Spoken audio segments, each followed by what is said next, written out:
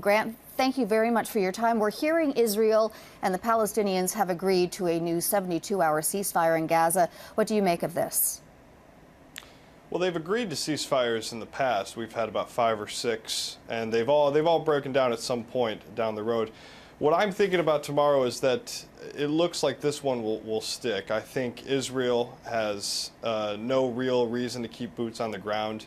Higher up officials have said today that they've hit all the tunnels that they're sure of, that they know about. They've withdrawn troops from strategic locations. And I think at this point, Hamas is a little war weary. The casualty count is higher than it was in Kasled. And I think they're starting to feel the effects of it and the pressures that come with maintaining that casualty count. So I think both sides are a little war weary and they're looking for a way out here.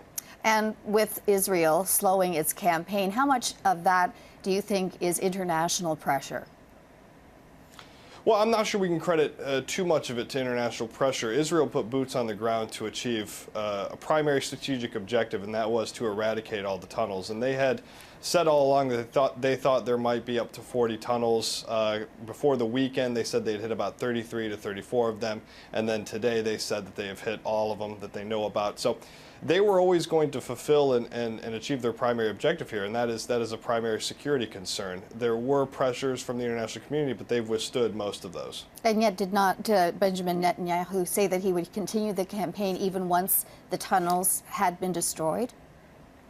Well, there's been talks from within the cabinet. There's been certain elements like Naftali Bennett who have said that we must go and destroy Hamas. There's been proposals like from Avigdor Lieberman who have said that the UN should take control in Gaza. There's been talks about regime change or replacing Hamas with Mahmoud Abbas of the Palestinian Authority.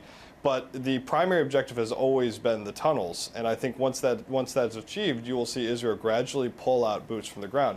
Now, that doesn't mean they won't stop airstrikes or hitting rocket targets, but the tunnels were the primary objective, and those were what they could only really hit with putting boots on the ground and putting soldiers into those tunnels. With so many civilian casualties and the attacks on the UN schools, does Benjamin Netanyahu still have the support of his administration? Yeah, he has the support of his cabinet.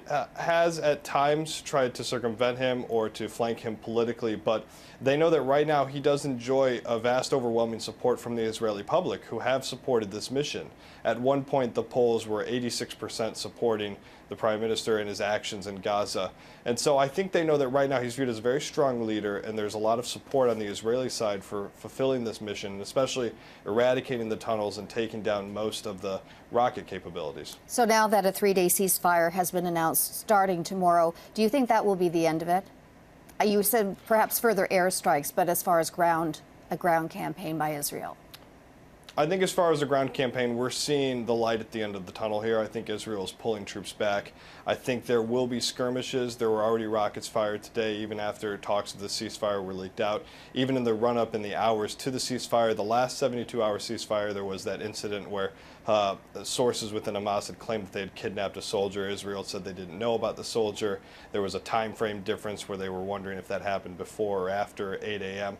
I think tomorrow we're going to see probably some skirmishes, but Israel has a policy of quiet for quiet, and as long as there's nothing too gregarious, I think we're going to see some progress in the ceasefire. All right, Grant Rumley from the Foundation for Defense of Democracies, thank you so much for your time.